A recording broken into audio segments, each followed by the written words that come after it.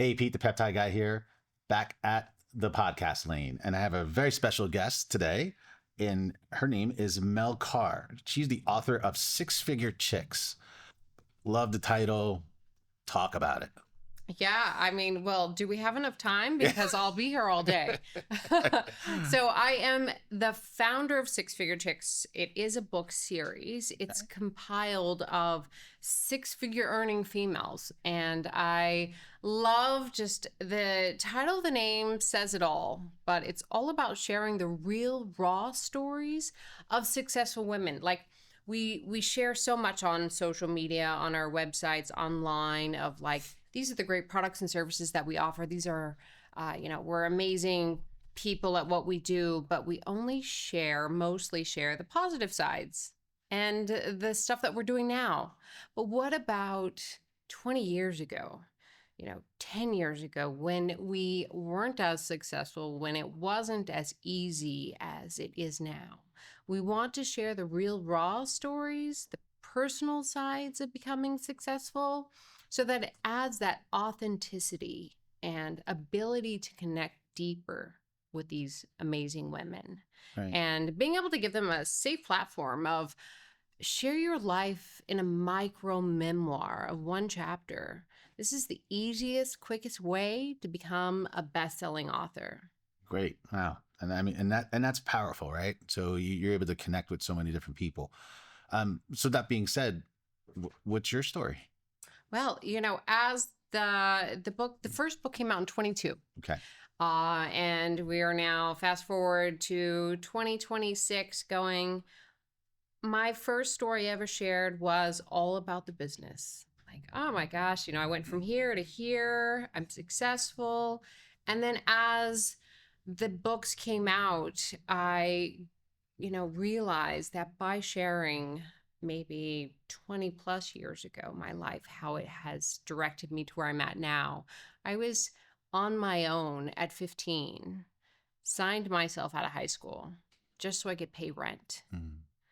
Going from there, dropped out of high school, no degree, to where I'm at now of owning multiple businesses, a nonprofit, giving a platform for women, giving time back to our clients, is going, I'm so proud of where I am today and what I went through to make me who I am.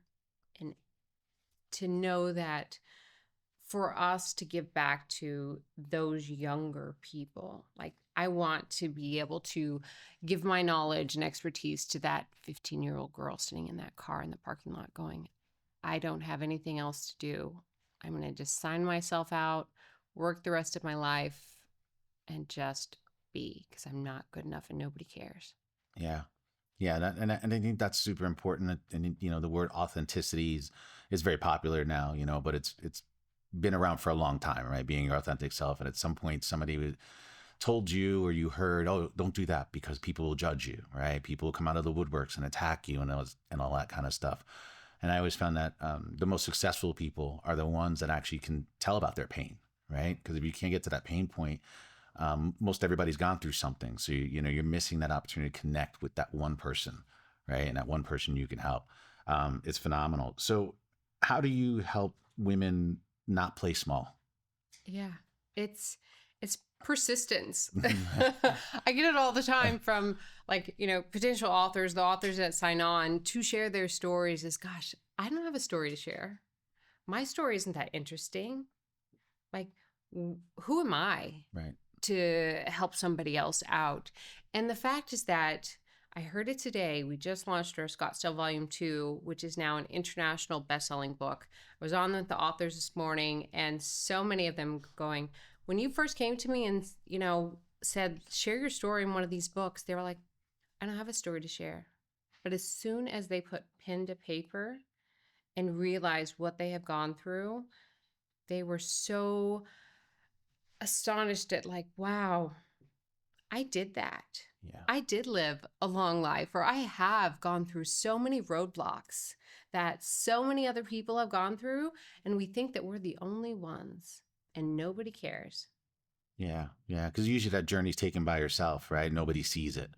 and nobody sees the struggles. It's not so, it's not like we just woke up and looked like this, right? Right. And there are days you don't want to, right? And you have everybody has those days, and it's okay to have those days, right? And I think that's important.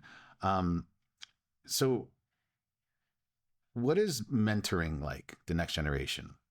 How does that work? Yeah. Well, it's goes into the nonprofit Her Right to Rise, which was birthed from Six Figure Chicks book series.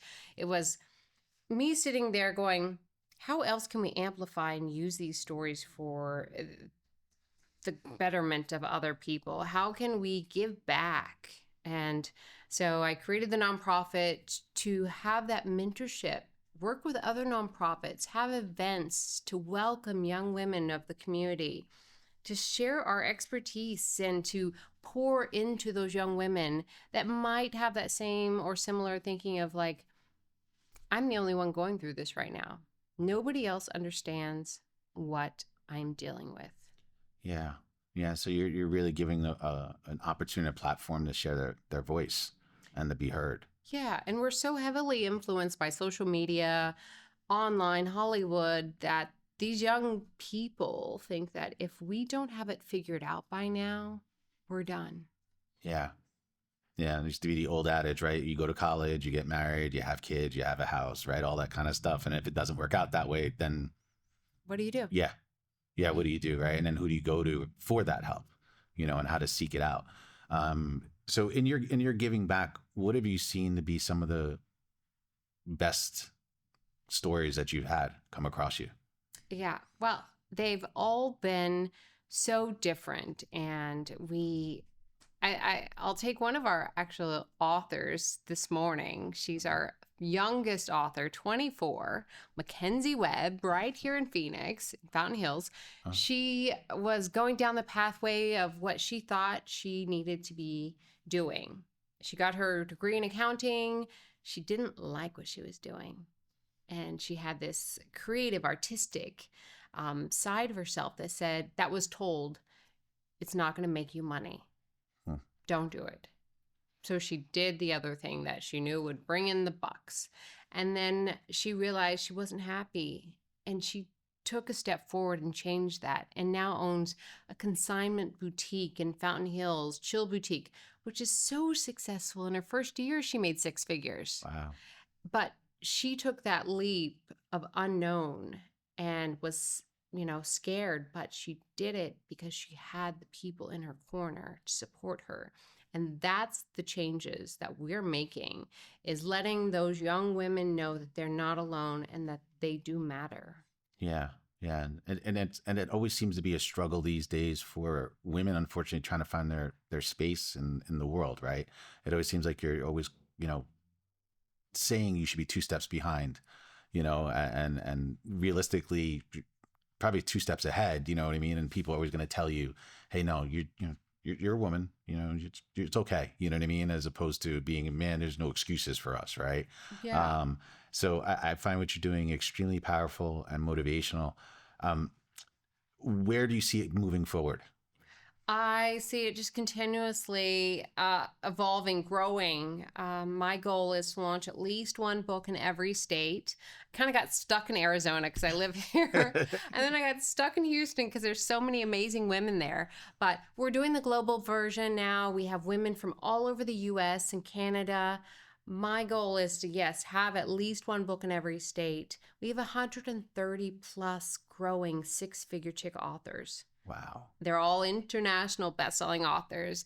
And so I want these books to be in hands of women, young women all over the world, multiple languages. Yeah. We're here to impact and inspire women and men. Like, there's lots of golden nuggets anyone can get from these books. Yeah, no, I mean, just hearing you, I mean, it inspires me to talk about it with other people. You know what I mean? It's to share what you're doing, because I think it is super important.